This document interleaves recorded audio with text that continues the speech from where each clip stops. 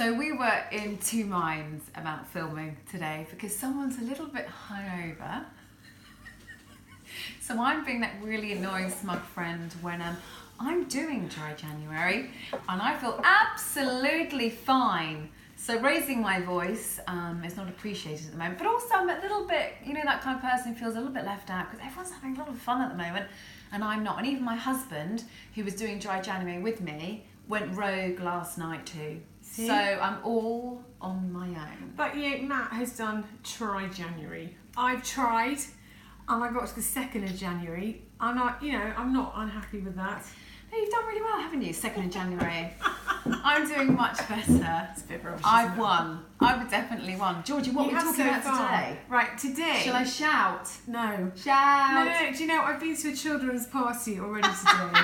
Nothing is as bad as that in the soft area. That's very true. That's very true. You can do it. You can do your best, but I'm there already. We are going to be talking. I'm still looking forward to this about what, as we said, what's it like to be a freelancer and the ridiculous jobs and some possibly sublime jobs we had over the years. Yeah. Do you know what? My first job. This is so ridiculous. And it's slightly on PC, so I don't want to offend anyone. Ooh. But this is so random. What is going to come out of her mouth? Well, you know, I used to be a BBC weather girl. Oh, we do. And how we love you in the south. But actually, I started doing weather many years before I was on the beat because I had to catch this guy. He's an actor called Rusty Goff. He's a dwarf. He used to do the weather on a trampoline. Right. So, you know, when he was in the south of England, he could point at it, but the further north he got, the higher he'd have to bounce on the trampoline. Imagine when he got to Edinburgh. And they allowed this on TV. Oh yeah. Hello to all my wonderful friends I met at live TV all those years ago. Anyway, my job was at the end when Rusty finished doing the weather, he had to jump off the trampoline, and I had to catch him.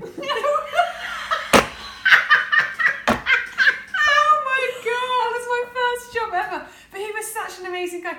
And this is an actor who has been in James Bond films, Harry Potter, amazing, Charlie the Chocolate Factory. I mean, he's an incredible guy, and he was so nice. So that was my first job. Try and top that, Caz. Okay, if we're starting with good stuff, yeah, that was good. I would like to say she's not a very good catcher. So did you actually ever miss him? Yeah, I didn't always go that well. I think he knocked me over a few times. I've got quite a short concentration span, so I'd be looking out of the window over, you know, Canary Wharf and ooh! Yeah. So yeah, it didn't always go that well. Okay, as she's starting at the top, I think probably one of my most memorable jobs as a freelancer was presenting for, you know, Sunseeker, the yachts, the boats. Oh yeah, lovely. Okay, this is a whole different world. So I was there at the boat show and I was allowed on all these amazing boats. I mean, these boats are like bigger than our houses. They have mini boats to go on the big boats. Do they have helicopter pads and things? Not quite that big. They were literally, they had, you know, all the cabins, you know, the galley kitchen, deck upon deck upon deck, the jet skis at the back, they had staff quarters. It was Were that you big. allowed to like have a go on all these things? So I was the one that had to go around and do a bit of a guide. So I presented myself around this amazing Sounds yacht. incredible. I'd be happy to do it. Was like one of the best jobs I've ever had. It was the best day. And it just kind of really made you realise that your life is very different to other people's. I bet. But these boats are like, you're talking about £65 million. I mean, seriously. It's crazy. And I think that's the cheap end, isn't it? Yes, yeah. So, did you meet any nice yachties? I did meet quite a few yachties. They were a certain type of person. Someone I did interview on the day is Richard Hammond from Top Gear. Well, not Top Gear anymore. Do they call him the Amazon gerbil? Prime man. The hamster? Yes, the hamster. hamster. Hamsters and gerbils and guinea pigs, by the way. He was great. I don't mind him, but it's just, I wouldn't be happy if that was my nickname. No, he was really enjoying his day with the boys' toys. I bet he was. I was, yeah. Wow. Okay, going from that job though, for the job the most memorable for the wrong reasons, actually I've probably got a couple, was I think maybe when I was first starting out, I used to work in TV production and marketing, and I kind of knew I wanted to be on the other side of the camera, but didn't know how to go about it. Yeah. I think I replied to an advert about, I think they said, it was all very mysterious, didn't know what you're doing, but they said as long as you're athletic, you're supple, and you used to used to do gymnastics and stuff, turned up, had to wear a morph suit.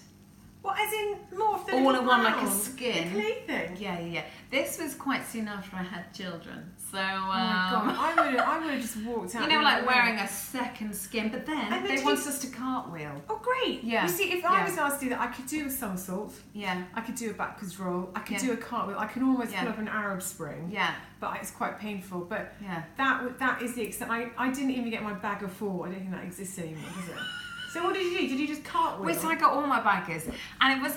But the thing is, I think you forget that you know that you aren't as young as you were. So I could do the Arab spin, the cartwheels, headstands, all of that malarkey. Yeah. But actually, it's quite different doing it in a morph suit, and I was quite self-conscious. So when you say morph, do you mean like skin tight? I'm thinking Tony Hart shows morph. every lump and bump you've got. But do you remember morph? That little, the kind of plasticine that came to life. Yes, see that. I wouldn't mind that. I would have been quite happy with that. No. This was, I don't know what you call it then, a second skin. The tightest lycra you can ever think. The only person that I think would have felt content in that uniform would be a supermodel. Elle McPherson would have done really well. You're not far off that, Caz. Oh anyway, God. I'm going to top your skin tight Go on. suits. I'm not very proud of this one, but it did get me to other things. Yeah. Always got to focus on that. Oh God! I used to present bingo, live bingo on Legs 11 on TV, and it was hideous. It was called Avago. That's pretty bad. And I did Avago. And people used to write in with their names. I can't actually say them. Some of them were so rude. Fingers and so was this like late at night by any chance? Sometimes. Oh. And I didn't enjoy that. And actually that job came to an end because one day I don't know what you call it, the ball holder literally imploded and one of my colleagues got really badly cut by it. So that was kind of the end of the days. But I built up loads and loads of hours of live presenting with no material at all. See, you can't beat that. That's great experience. No, but I hate numbers. You know, when I used to be a waitress, I got banned from stock taking because I crap with numbers. I hate counting. I can count, but if I don't need to, I just don't want to bother. Yeah. So bingo to me didn't work because I'm slightly dyspraxic, so I read. You know, I'm 69, of course that comes to mind first. So you're the person saying, you're the winner! Yes. No, actually not. No, exactly. Just take that back a little bit. And then it's live, so I didn't enjoy that. But, you know... Did you lose your job? Did they tell you to go, or did you walk away from that? No, not that one, but I have lost quite a few jobs in the past. I don't think that's for now, is it? No. No, that's why we're self-employed. Exactly. Right, you'll go. Probably one of the most memorable ones for the wrong reason for me was, again, trying to climb the ladder. It was when I wanted to do a little bit of acting. And well, you were quite an accomplished actress. I don't know about that, actually. I think you are. I don't think I am. Anyway, we try. Always a trier. This was to feature in a feature film. This is through an agent. Oh, no. Okay, we'll come down from there. So this was to be an extra, which then I got given to do a walk-on. Now, I was playing an FBI agent. Exciting. Seriously? Did you have an FBI outfit and everything? Oh no, they were really tight. I literally had to bring in my own clothes. Another tight outfit, or they didn't pay for it? They didn't. You know, normally you get wardrobe, you get all this lovely stuff. No I would have made my own. I would have cut out some material, just shoved it on the FBI. So what I brought was a jacket, and they said to me, I felt a bit picked on. I'll tell you why, because I bought a skirt and you had to wear these certain shoes that you only had to wear court shoes. I don't like a court shoe, let's be honest. No, he likes a court shoe. Very unattractive. Court shoe, black skirt, really nice fawn tight. So were you supposed to be undercover?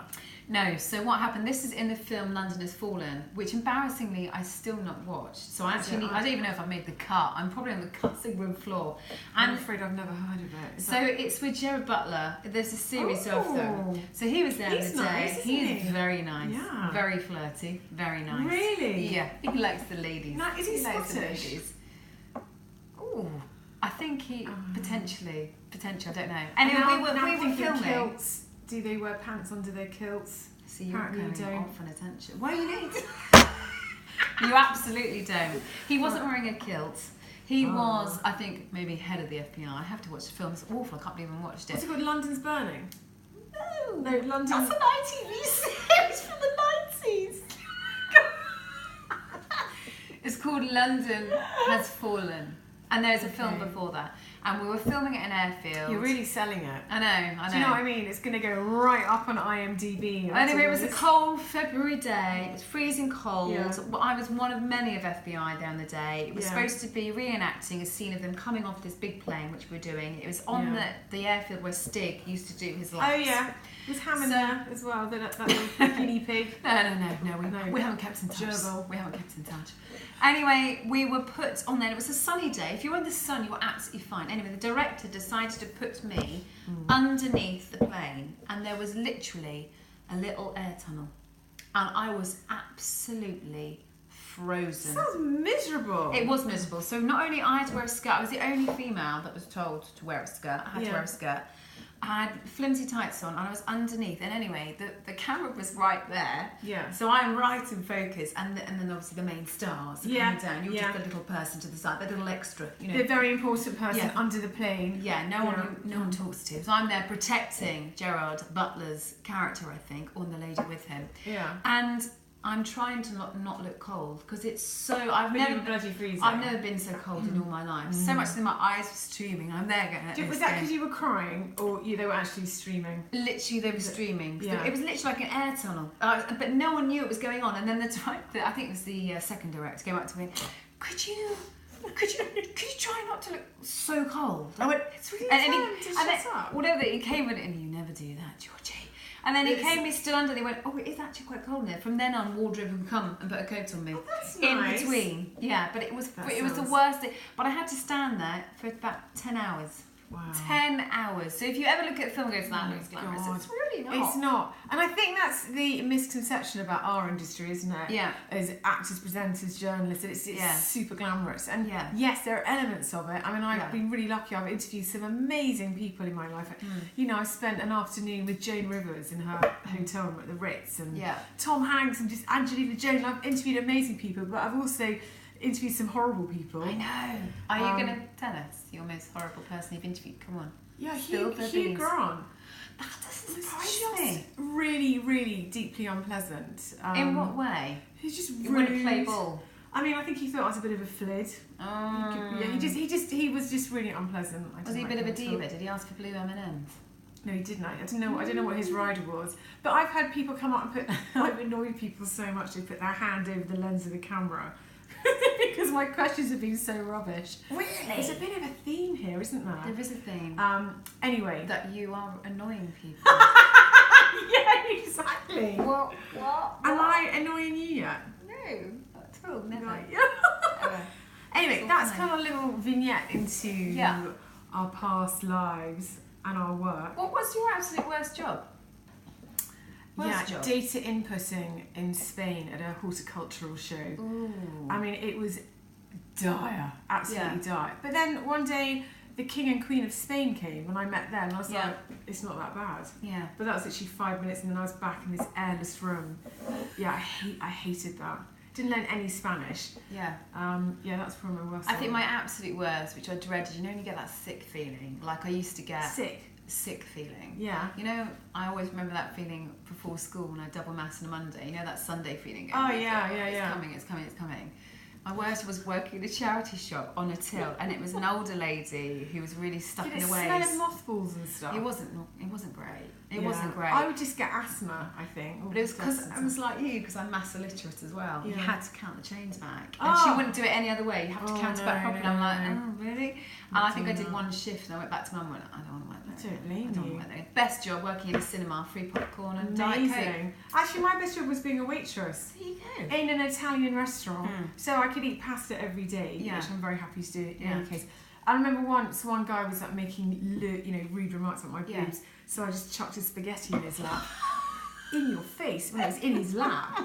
And that seems to work quite well. That's a really good thing to do. Sag, Oh, I know. But also I find, I've never worked as a waitress, and I always think that lots of people go into restaurants who are really rude to waiting staff, and I can't stand that. They never look beyond them waiting on the tables and think that they've got another life or they're trying to do something else. Yeah. People like that, you annoy me. You're anyway, not kind. You're making me think about my tummy again, and I'm quite hungry. Also, can I just say, before you launch into food, that we are available for work.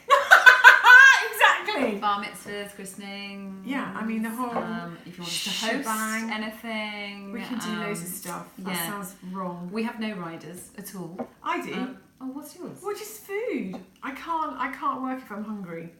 But a cameraman once said to me, we were out all day in London, we had a really packed day, and he said to me halfway through, he said, "I will never work with you again if you are hungry." Yeah. Which again is why I always have snacks. Yeah. For the kids.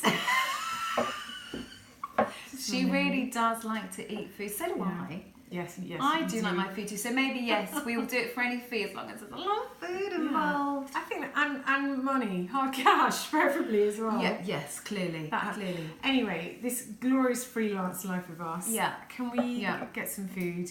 What food do you want? Well, I was thinking pizza. That would be really nice. Can I just say? Yeah. You don't think I should eat any more pizza? That, as we said before, we haven't actually been paid. Okay. So, here's a banana on me. Bloody banana.